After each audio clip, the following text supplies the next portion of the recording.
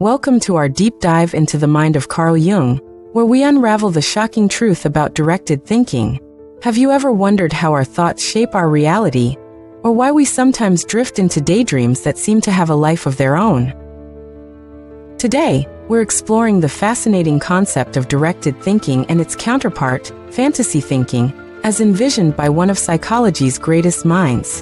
Imagine for a moment that you're an alchemist in the Middle Ages, obsessed with transforming base metals into gold. Your interest isn't just in the physical transformation, but in the mastery over nature itself. But what if I told you that the real secret to this mastery wasn't in the elements, but in the mind? Jung believed that what these early scientists lacked was training in directed thinking, a type of thought that is focused, purposeful, and ultimately transformative. Now you might be asking, what exactly is directed thinking? It's the kind of thinking we engage in when we're solving a math problem, writing an essay, or planning our day. It's structured, logical, and aimed at achieving a specific goal. Jung posits that directed thinking is a relatively modern development, a tool that has propelled cultural and scientific advancements. But what happens when we don't think in this directed way? Enter the world of non-directed thinking, or what Jung sometimes refers to as fantasy thinking. This is the kind of thinking that occurs when our minds wander, when we're daydreaming or lost in a reverie. William James, another giant in the field of psychology, described it as a spontaneous reverie, a train of images suggested one by another. It's the kind of thinking that doesn't tire us, that leads us away from reality into the realms of fantasy and imagination. But here's where it gets interesting. Even though fantasy thinking seems unproductive, it can lead to rational conclusions, both practical and theoretical. It's a playground for the mind, where ideas float, sink, or rise according to their own gravity. And while it might seem like a detour from reality, it can actually be a source of innovation and creativity. Consider this.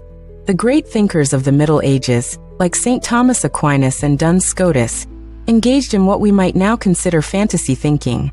They debated questions like how many angels could dance on the head of a pin, or whether Christ could have redeemed humanity if he had come in the form of a pea. Absurd as these questions might seem, they were exercises in directed thinking, a dialectical gymnastics that honed the mind's ability to think deeply and critically.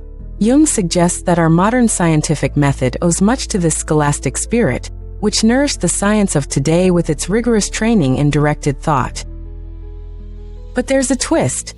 While directed thinking is conscious and effortful, fantasy thinking is effortless and often guided by unconscious motives. It's a bridge to the oldest layers of the human mind, connecting us with our instinctive, archaic roots. Now, you might be wondering, why does this matter? Why should we care about the distinction between directed and fantasy thinking? The answer lies in understanding the full spectrum of our cognitive abilities. Directed thinking allows us to adapt and innovate, to engage with reality and transform it. Fantasy thinking, on the other hand, frees us from the constraints of reality, allowing us to explore the vast landscapes of our imagination. Jung warns, however, that if fantasy thinking isn't balanced by directed thought, it can lead to a distorted picture of the world. This is where the line between normal and pathological thinking blurs. Non-directed thinking, when left unchecked, can resemble the autistic or infantile thinking found in certain psychological conditions. Yet, Jung argues these fantasy processes are not inherently pathological. They're rooted in the same instinctive, archaic thought forms that have guided humanity for millennia. To illustrate this, let's take the example of Anatole France's story of the pious Abbé Ager. This priest was a dreamer, consumed by the question of whether Judas was truly condemned or pardoned by God. His speculative musings, though seemingly fantastical, were driven by a deep, unconscious motive to reconcile his faith with his understanding of divine justice. It's a poignant reminder that our fantasies often reflect profound truths about our inner world. Jung's insights into directed and fantasy thinking challenge us to reconsider the value of our daydreams and reveries. Far from being mere flights of fancy, they are windows into the unconscious, revealing the instinctive forces that shape our thoughts and actions. They remind us that the psyche, like the body, has an evolutionary history, bearing the marks of the stages we've traversed. So, the next time you find yourself lost in thought, drifting into a daydream, or pondering the seemingly absurd, remember that you're tapping into a rich tradition of human thought. You're engaging with the same mental processes that have driven cultural evolution, scientific discovery, and personal insight. Whether you're solving a complex problem or simply letting your mind wander, you're participating in the grand tapestry of human cognition. In conclusion, unlocking Carl Jung's mind reveals a profound truth about the nature of thinking. Directed thinking and fantasy thinking are two sides of the same coin, each with its own role in shaping our understanding of the world. By embracing both, we can harness the full potential of our minds, unlocking new realms of creativity, insight, and transformation. As we delve deeper into Jung's exploration of the psyche, we encounter the profound interplay between these two modes of thinking, directed and fantasy, and their implications for our lived experience. Jung invites us to view these cognitive processes not as opposing forces, but as complementary aspects of our mental landscape, each contributing uniquely to our development and self-understanding. Directed thinking, with its structured, goal-oriented nature, is akin to a disciplined craftsman meticulously shaping raw materials into a masterpiece. It is the realm of conscious deliberation and logic, where the mind channels its energies into creating order from chaos. This form of thinking is instrumental in our daily lives, enabling us to navigate complex tasks, solve problems, and achieve tangible results. It is the architect of civilization, laying the groundwork for technological innovation and scientific inquiry. Yet, directed thinking alone cannot suffice to address the myriad complexities of human existence. Enter fantasy thinking, a realm where the boundaries of reality blur and the imagination reigns supreme. Here, the mind roams free, unburdened by the constraints of logic and linearity. This is the domain of artists, poets, and dreamers, where inspiration strikes and creativity flourishes.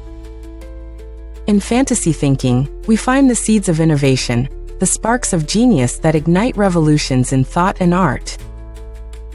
Jung understood that these two modes of thinking are deeply intertwined, each enriching the other in a dynamic dance.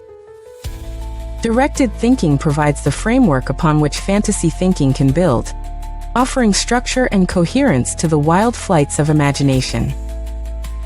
Conversely, fantasy thinking breathes life into directed thought, infusing it with creativity and depth, allowing for breakthroughs that defy conventional wisdom.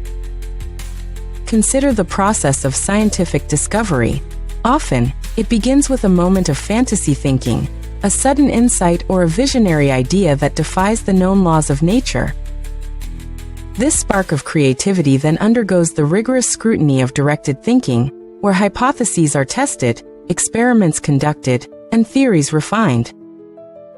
It is in this synergy that the true power of human cognition is unleashed, leading to advancements that transform our understanding of the universe. Moreover, Jung's insights into the psyche extend beyond individual cognition to encompass the collective unconscious, a repository of shared human experiences and archetypes. Here, fantasy thinking plays a critical role in accessing these deep-seated symbols and narratives that resonate across cultures and epochs. Through dreams, myths, and stories, we tap into this wellspring of collective wisdom, drawing upon it to navigate our personal journeys and societal challenges. In our modern world, where the pace of life accelerates and demands on our attention intensify, the balance between directed and fantasy thinking becomes ever more crucial. As we strive for efficiency and productivity, there is a risk of neglecting the rich, imaginative potential that fantasy thinking offers. Jung's work serves as a reminder that the health of our psyche depends on nurturing both these cognitive modes, allowing them to inform and enrich each other. To cultivate this balance, we might turn to practices that honor both directed and fantasy thinking. mindfulness and meditation can help us center our thoughts, fostering clarity and focus. Simultaneously, engaging in creative pursuits, such as writing, painting, or simply daydreaming, can open the doors to our imaginative potential, encouraging exploration and play. In essence, Jung's exploration of directed and fantasy thinking invites us to embrace the full spectrum of our cognitive abilities, recognizing that both are integral to our growth and self-discovery. By honoring these dual aspects of our mind, we not only enhance our capacity for innovation and insight, but also deepen our connection to the rich tapestry of human experience. As we journey through the landscapes of our mind, let us remember that every thought, whether directed or fantastical, contributes to the unfolding story of who we are. In this dance of cognition, we find the keys to unlocking our true potential, guiding us toward a future where imagination and reason coexist in harmony, illuminating the path to a more profound understanding of ourselves and the world.